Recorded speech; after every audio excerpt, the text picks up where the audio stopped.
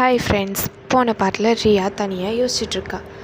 என்னடா இது, காவியா எங்கே போனான்னு சடனாக பார்த்தா ஒரு குரல்.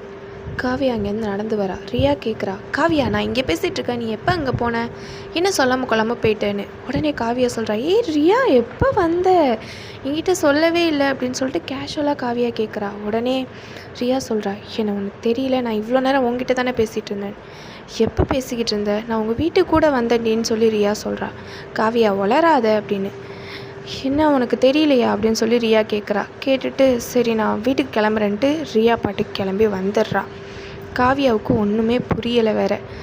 ரியா பாட்டுக்கு வீட்டுக்கு வந்து யோசிச்சுட்ருக்கா, என்ன இது, நம்ம ஃபஸ்ட்டு காவியா கிட்ட தானே பேசிக்கிட்டு இருந்தோம், இப்போ காவியா தெரியாத மாதிரி பேசுகிறா, என்ன நடக்குது இங்கே, என்ன பண்ணுறது, ஒருவேளை என்னோடய பிரம்மையா. ஆனால் நான் காவியா வீட்டுக்கு போனேனே, அவள் வீட்டில் துணியெலாம் மடிச்சிட்டு இருந்தாலேன்னு எல்லாத்தையும் யோசிச்சுட்டு வரா.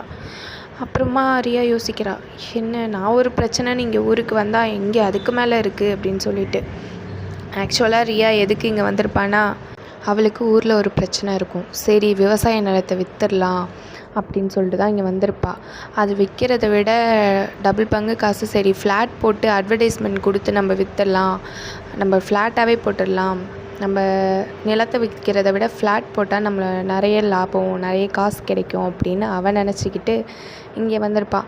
ஃப்ளாட்டாக இங்கெல்லாம் போட்டால் நல்ல ரேட் வரும், யாருமே இன்னும் இங்கே ஃப்ளாட்லாம் போடல, அதனால் நம்ம புதுசாக பிளான் பண்ணி ஃப்ளாட் போட்டுடலாம் அப்படின்னு சொல்லிட்டு. ஆனால் இங்கே இவளுக்கு பிரச்சனையாக இருக்கிறதுனால எப்படி காவியாட்ட பேசி இது பண்ணுறது, எனக்கு இந்த காவியா பிரச்சனையே பெரும் பிரச்சனையாக இருக்கே, இப்போ எப்படி பண்ணுறது அப்படின்னு சொல்லிட்டு இவள் யோசிச்சுக்கிட்டே இருக்கா. இப்போ காவியாட்ட சொல்லி எப்படியாச்சும் 2 டேஸ்க்குள்ளே இங்கே ஃப்ளாட் போடுறதுக்கு ஏற்பாடு பண்ணிட்டு தான் போகணும், அப்படி இல்லைன்னா லேண்டை வந்து ஏதாச்சும் ஒன்று பண்ணணும் அப்படின்னு நினச்சிட்டு யோசிச்சுட்டே இருக்கா. சடனாக பார்த்தா காவியா உள்ளே வந்து உட்காந்துருக்கா. உடனே அப்படின்னு ரியா கத்திட்டு, நீ எப்போ காவியா உள்ளே வந்த அப்படின்னு சொல்லிட்டு கத்திட்டு அவள் டக்குன்னு கீழே விழுந்துடுறா ரியா. உடனே காவியா என்ன செய்கிறா, நான் இப்போ தான் வந்தேன், இதுக்கெல்லாமா பயப்படுவேன் அப்படின்னு சொல்லிட்டு காவியா ஏஞ்சி நின்று சிரிக்கிறா, ரொம்ப பயங்கரமாக சிரிக்கிறா. உடனே ரியாவுக்கு செம்மையாக கோவம் வருது. அறிவில்லையா, நான் அப்படி பயந்து கீழே விழுந்திருக்க, நீ சிரிக்கிற, உனக்கெல்லாம் கொஞ்சம் கூட மூளை இல்லையா அப்படின்னு சொல்லிட்டு செம்மையாக கோவப்படுறா ரியா. உடனே காவியா, சரி சரி விடு, வா நம்ம போகலாம், வெளியில் போய் பேசலாம், எப்போ பாரு வீட்டுக்குள்ளே அடைஞ்சிருக்கே ஏன் அப்படின்னு சொல்லிட்டு காவியா வெளியில் கூப்பிட்றா. சரி இரு வரேன் அப்படின்னு சொல்லிட்டு ரியாவும் அந்த டைமாக பார்த்து இவள்கிட்ட பேசிடலான்னு சொல்லிட்டு கூடவே போகிறா. 2 பேரும் போயிட்டுருக்கும்போது ரியா சொல்கிறா, செம்மையாக தண்ணி தாக எடுக்குது, இவ்வளோ தூரம் நடந்து வந்துட்டோம் அப்படின்னு. தண்ணி தாக எடுக்குதா, வா வா நான் உனக்கு தண்ணி வாங்கி தரேன் அப்படின்னு சொல்லிட்டு தண்ணி எடுத்து தரேன் அப்படின்னு சொல்லிட்டு காவியா கூட்டிகிட்டு வரா.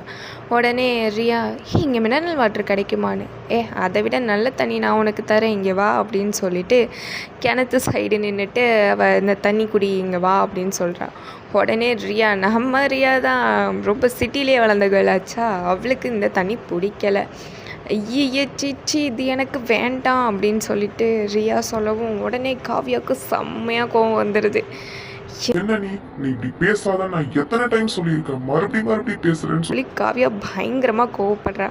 உடனே ரியா, இவளுக்கு என்னதான் ஆகுமோ, திடீர்னு அந்நியன் மாதிரி பேசுகிறா அப்படின்னு சொல்லிட்டு சரி சரி கோவப்படாத அப்படின்னு சொல்லிட்டு ரியா என்ன செய்கிறா, நான் இந்த தண்ணியவே குடிக்கிறேன் அப்படின்னு சொல்கிறா. பேசிக்கிட்டு இருக்கும்போதே டக்குன்னு காணும். என்னடா இது, மறுபடியும் காணா போயிட்டா, உண்மையிலே நமக்கு தான் பிரம்மையான்ட்டு உடனே என்ன செஞ்சிட்றா, ரியா ஓடி வந்து வீட்டுக்கே வந்துடுறா. வீட்டுக்கு வந்தோடனே படுத்துடுறா. அவளால் முடியல, என்ன நடக்குது இங்கே, எனக்கு ஒன்றுமே புரியலை அப்படின்ட்டு படுத்துட்டு அப்படியே ஆழ்ந்து தூங்கிடுறா. அப்படியே சரி எதாக இருந்தாலும் காலைல பார்த்துக்கலாம் அப்படின்னு சொல்லிட்டு ரொம்ப டயர்டில் தூங்கிடுறா. அந்த நேரம் ஒரு வாய்ஸு, ரியா எந்திரே,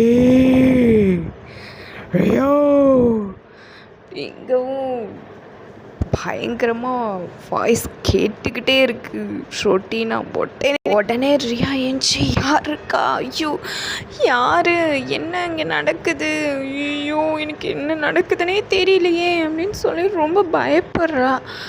என்னடா நடக்குது, அப்படியே எல்லாம் அமைதியாக இருக்குது, அவளுக்கு என்ன நடக்குதுன்னே தெரியல, ஒருவேளை வேறு ஏதாவது பேயா இருக்குமோ அப்படின்னு சொல்லிட்டு ரொம்ப பயப்படுறா. ஓகே ஃப்ரெண்ட்ஸ், இதுக்கப்புறம் என்ன நடக்குதுன்னு நம்ம நெக்ஸ்ட் பார்ட்டில் பார்த்து தெரிஞ்சுக்கலாம். Okay bye, tata.